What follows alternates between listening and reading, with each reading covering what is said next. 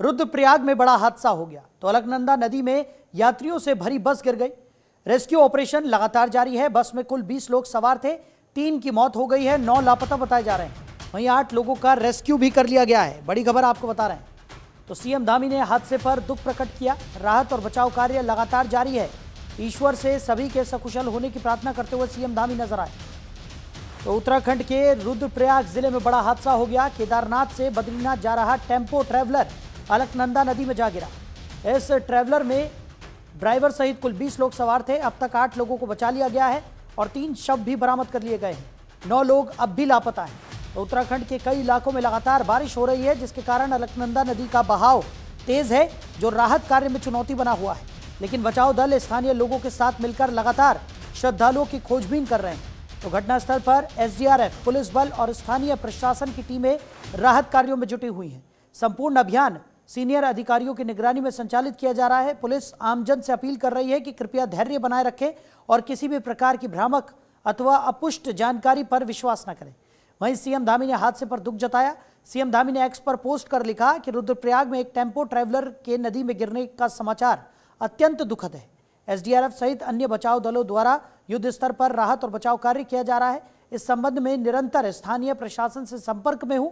ईश्वर से सभी के सकुशल होने की प्रार्थना करता हूं। तो आपदा प्रबंधन सचिव ने कहा कि दुखद घटना की सूचना मिली, जहां घोलथिर नामक स्थान पर एक बस नदी में जा गिरी। बस में ड्राइवर समेत 20 यात्री सवार थे। हम 8 लोगों को बचाने में सफल रहे। अभी तक 3 लोगों की मौत की खबर है, बाकी लोगों की तलाश की जा रही है।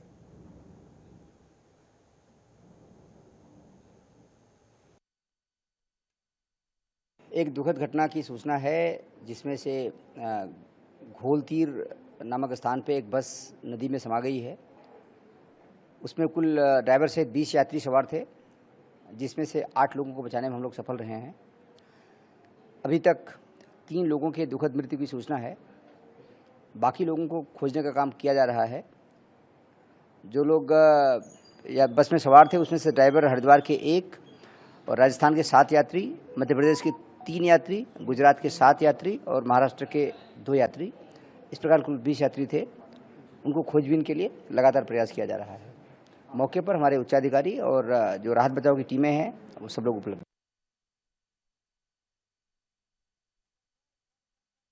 तो हमारे सहयोगी नरेश हमारे साथ जुड़ गए। नरेश, क्या कुछ निकलकर सामने आ रहा है? कहां तक राहत और बचाव कार्य पहुंचा है? जी बता दूं, जो जिस प्रकार से ये बड़ा हादसा सुबह देखने को मिला, उसके साथ ही आपको बता दूं कि जो 20 लोग इसमें सवार थे, 20 लोगों में से 8 लोगों को तो रेस्क्यू किया गया। साथ ही जो इसमें गंभीर रोगी थे, गंभीर रोगों को एयरलिफ्ट करके भी एम्स ऋषिकेश भेजा गया। साथ ही मैं बता दूं कि जो इसमें से अभी तक 2 लोगों की मौत की पुष्टि हो पाए। साथ ही जो 10 लोग ठीक थे, 10 लोग अभी भी लापता चल रहे हैं। एसडीआरएफ, एनडीआरएफ, साथ ही रुद्रप्रयाग पुलिस और पौड़ी पुलिस के द्वारा ये रुद्रप्रयाग से लेकर के श्रीनगर के भी जितने भी स्पॉट है, उन स्पॉटों पे इनकी खोजबीन की जा रही है। बिल्कुल। और जिस तरीके से ये हादसा हुआ है नरेश, क्या वजह बताई जा रही है? क्या किसी तरह का कोई खुलासा अब तक हो पाया? क्योंकि बताया जा रहा था कि तो बचाव कार्य लगातार जारी है, 9 लोग अब भी लापता हैं। जी बता रहा मैं कि जिस प्रकार से ड्राइवर की बात करें तो ड्राइवर का साफ तौर पे कहना है कि ये कल केदारनाथ से दर्शन करके रुद्रप्रयाग में ठहरे थे। आज सुबह 7:30 बजे के करीब ये बद्रीनाथ के लिए रवाना हुए थे। लेकिन जैसे ही ये घोलतीर के पास पहुंचे तो बस ये चमोली से जो ट्रक आ रहा था, उस ट्रक के टक्कर से ये इनका नियंत्रण खो गया। नियंत्रण खोने के कारण ये नीचे गहरी खाई में जा गिरे, जहां अलकनंदा उफान पे होने के कारण जो बस थी, उसका बस का आज भी अभी तक पता नहीं चल पाया है। वहीं इस पूरी घटना की अगर नरेश बात करें तो सीएम पुष्कर सिंह धामी ने भी घटना का संज्ञान लिया था। लगातार अधिकारियों से जानकारी भी वो जुटा रहे हैं और साफ तौर पर उन्होंने अधिकारी को निर्देशित किया था कि जल्द से जल्द राहत बचाव कार्य यहाँ पर पूरा किया जाए और साथ ही साथ घायलों को हर सुविधा यहाँ पर उपलब्ध कराई जाए। उस लिहाज से राहत बचाव कार्य किस तरीके से आगे बढ़ रहा है? मैं बताता हूँ आपको, जब भी प्रदेश में इस प्रकार की ये दुर्घटनाएं होती है, मुख्यमंत्री भले ही सजग रहते हैं और अब स्वयं इस चीज की मॉनिटरिंग करते हैं। मुख्यमंत्री पुष्कर सिंह धामी का कार्यक्रम रुद्रप्रयाग में भी रुद्रप्रयाग में आने का माना जा रहा था, लेकिन मौसम को देखते हुए या स्वास्थ्य कार्य को देखते हुए वो स्थगित किया गया। और जो जितने भी ये आपदा से और रेस्क्यू टीम से संबंधित अधिकारी हैं उनको निर्देशित किया गया कि त्वरित जो भी संभव हो पाए उनकी ये व्यवस्था की जाए, और साथ ही जो गंभीर बीमार और जो गंभीर घायल और वो हैं उनको एयरलिफ्ट करके एम्स ऋषिकेश में भेजा जाए। चलिए नरेश, हमारे साथ जुड़ने के लिए, इन तमाम जानकारियों के लिए आपका बहुत शुक्रिया।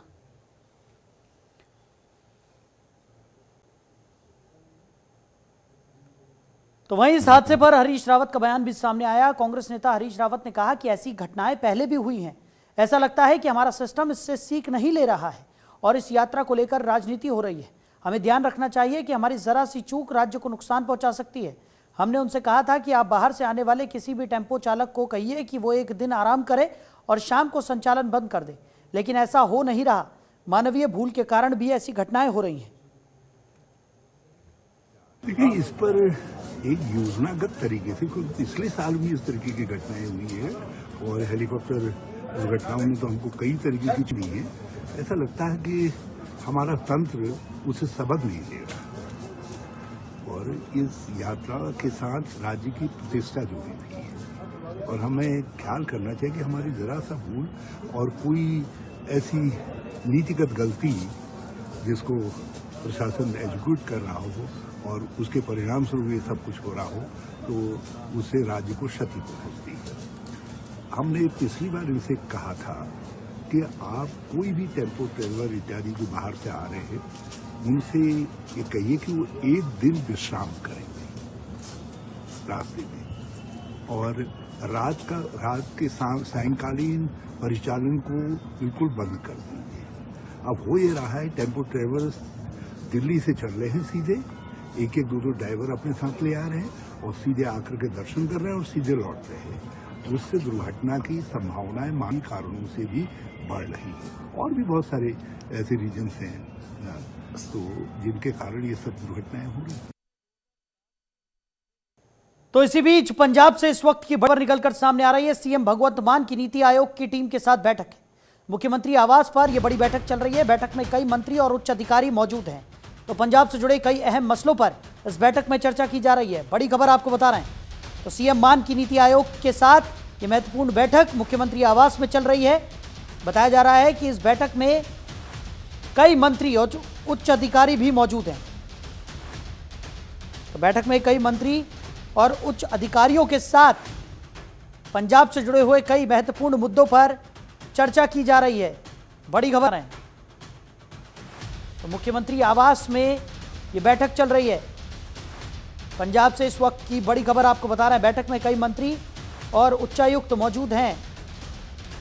तो नीति आयोग की टीम के साथ सीएम भगवंत मान की यह महत्वपूर्ण बैठक सीएम आवास में लगातार जारी है। बैठक में कई मंत्री और उच्च अधिकारी मौजूद हैं। तो पंजाब से जुड़े कई अहम मसलों पर इस बैठक में चर्चा की जा रही है। बड़ी खबर आपको बता रहे हैं।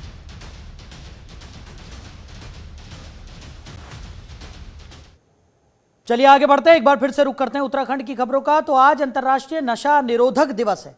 हर साल 26 जून को नशा निषेध दिवस मनाया जाता है। इस दिन को मनाने का मकसद लोगों को नशे की लत से होने वाले खतरों के बारे में बताना है, साथ ही अवैध दवा व्यापार के जोखिमों के बारे में भी जागरूक करना है। तो सीएम धामी ने अंतर्राष्ट्रीय नशा निरोधक दिवस पर नागरिकों से नशे के खिलाफ जागरूकता की अपील की। सीएम धामी ने एक्स पर पोस्ट कर लिखा कि नशा न केवल व्यक्ति की मानसिक और शारीरिक स्थिति को प्रभावित करता है, बल्कि उसके परिवार, समाज और राज्य की प्रगति में भी बाधा बनता है। हमारा प्रयास उत्तराखंड को नशा मुक्त बनाना है और इसमें सभी लोगों की सहभागिता बेहद जरूरी है। आइए हम सभी इस अंतर्राष्ट्रीय नशा निरोधक दिवस पर नशे से होने वाले हानिकारक प्रभाव के प्रति समाज में जागरूकता फैलाने का संकल्प लें।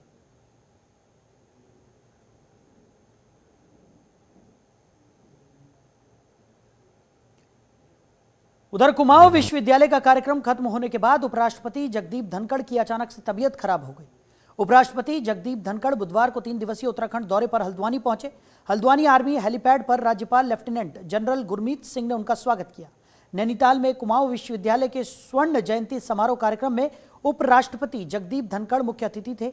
जगदीप धनखड़ का ब्लड प्रेशर लो हो गया था और उन्हें गाड़ी में पहाड़ी रास्तों में सफर करने से अजीब महसूस होने लगा। उन्हें तुरंत नैनीताल राजभवन ले जाया गया, जहां डॉक्टर ने उनका चेकअप किया। फिलहाल उनकी सेहत ठीक बताई जा रही है।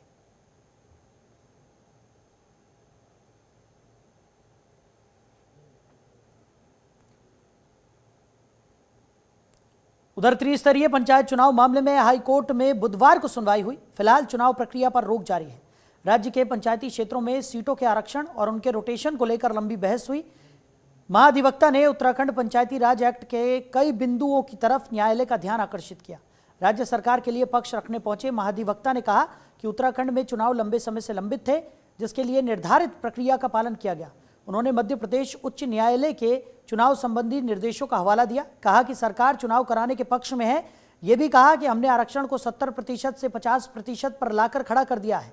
याचिकाकर्ता के अधिवक्ता ने कहा कि मैं सामान्य वर्ग से हूं, यह सीट पिछले 3 टर्म से आरक्षित है। सरकार आरक्षण का प्रथम चरण मान रही है। मुख्य न्यायाधीश ने कहा कि इस आरक्षण और रोटेशन के मामले को 1-2 दिनों में ठीक करके ले आओ। हम यहां चुनाव को पोस्टपोन कराने के लिए नहीं हैं। आप याचिकाकर्ता की सुने और उस तरह की व्यवस्था कराएं। तुम रोटेशन का विवरण बनाकर न्यायालय को दो। हम इस मामले को प्राथमिकता से सुनेंगे। हम चुनाव नहीं रोकेंगे।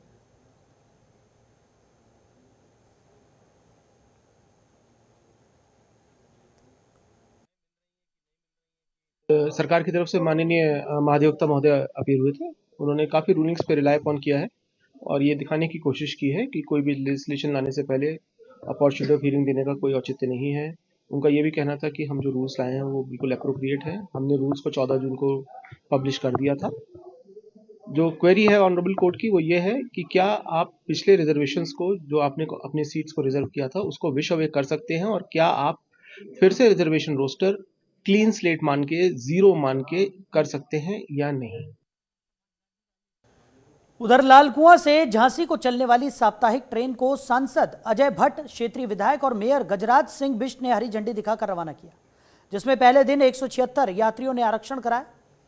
इस दौरान नैनीताल लोकसभा क्षेत्र के सांसद अजय भट्ट ने कहा कि लगातार नई ट्रेनों का विस्तार किया जा रहा है, जिसमें लालकुआं से झांसी ट्रेन को रवाना किया गया है, जो कि लालकुआं से बरेली, कासगंज, मथुरा, आगरा, ग्वालियर से होते हुए झांसी तक जाएगी।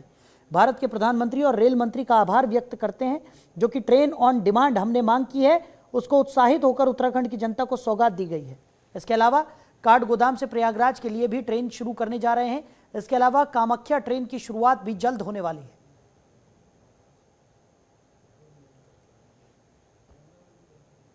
ये बरेली, कासगंज, मथुरा, आगरा भी जाएगी, वहां से ग्वालियर, झांसी।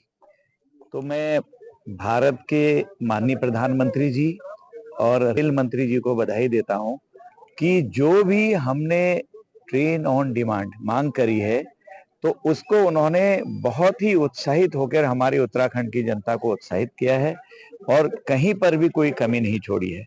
अभी एक ट्रेन काठगोदाम से और लगने वाली है प्रयागराज के लिए, और कामाख्या जाने के लिए, आसाम जाने के लिए बहुत ही सरल होने वाला है रास्ता, उसकी भी शुरुआत होने वाली है। और निकट भविष्य में शताब्दी जिस तरह से लगती है, इसी तरह से हमारी भारत वंदे एक्सप्रेस या भारत एक्सप्रेस जो भी कहें आप उसको, तो उसकी भी खोज हम करी थी कि यहाँ आ जाए।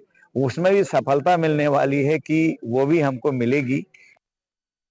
तो उत्तराखंड में बरसात का सीजन शुरू हो चुका है। साथ ही ऊंचाई वाले क्षेत्र की अगर बात की जाए तो राज्य के अधिकांश क्षेत्रों में बारिश देखने को मिल रही है। मौसम विभाग के निर्देशक ने कहा कि उत्तराखंड के अधिकांश क्षेत्रों की बात की जाए तो नैनीताल, देहरादून में भारी बारिश देखने को मिल रही है। आज की अगर बात की जाए तो उत्तराखंड के अधिकांश क्षेत्रों में भारी बारिश देखने को मिलेगी। 26-27 को तो अधिकांश क्षेत्र में भारी से मध्यम बारिश देखने को मिलेगी। वहीं मौसम विभाग के निदेशक ने चारधाम यात्रा में आने वाले श्रद्धालुओं से अपील करते हुए कहा कि यात्रा में आने से पहले मौसम की जानकारी जरूर ले लें।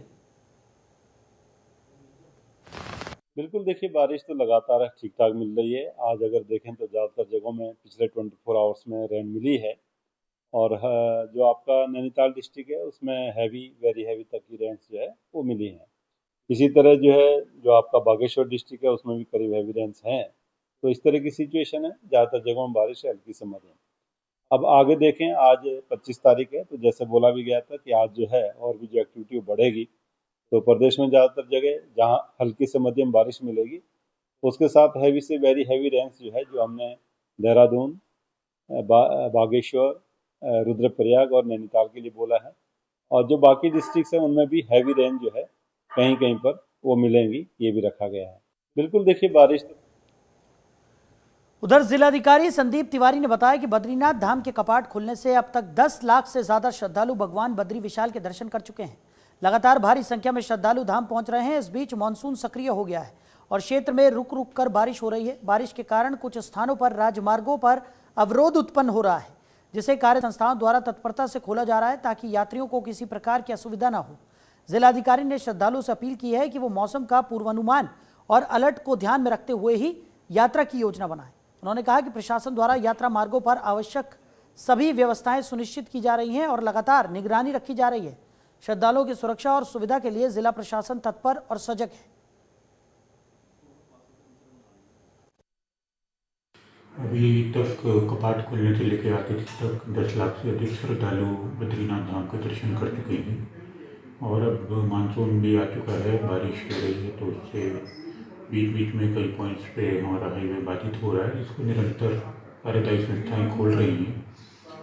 तो प्रशासन की तरफ से श्रद्धालुओं के लिए पूरी व्यवस्थाएं उपलब्ध हैं और यात्रियों से विशेष अपील है कि वेदर अलर्ट को देखते हुए अपनी यात्रा करें और यदि कुछ वेदर में रेड अलर्ट, ऑरेंज अलर्ट जैसी उनको मैसेजेस प्राप्त होते हैं तो सुरक्षित स्थानों पर ही रुकें और उसके बाद अपनी आगे की यात्रा।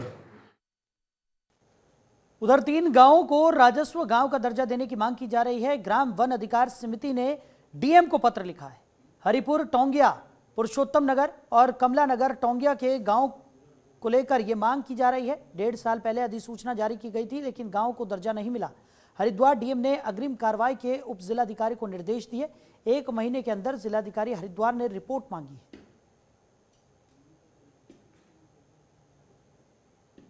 देखिए, इसमें जो मैटर मेरे पास आया है, इसमें उप जिलाधिकारी को डायरेक्शन दिए गए हैं कि उपखंडीय स्तरीय समिति से पूरे मैटर की जांच करा लें, जिसमें वन विभाग के अधिकारी भी हों। और जैसी वो बैठक होगी 1 माह का समय उनको दिया गया है। जो प्रार्थी हैं उनके भी कागज़ आदि चेक कर लें, उनके जो भी अधिकार हैं उसकी भी सघन जाँच कर लें और नियमानुसार 1 माह के भीतर मुझे रिपोर्ट दें, फिर हम जनपद स्तरीय बैठक करके अग्रिम कार्रवाई करेंगे। भी वार्ता हुई थी और मैंने जैसा बोला कि हम उसको प्रोसेस को एज पर लॉ आगे बढ़ाएंगे और उसी हिसाब से फिर आगे करेंगे।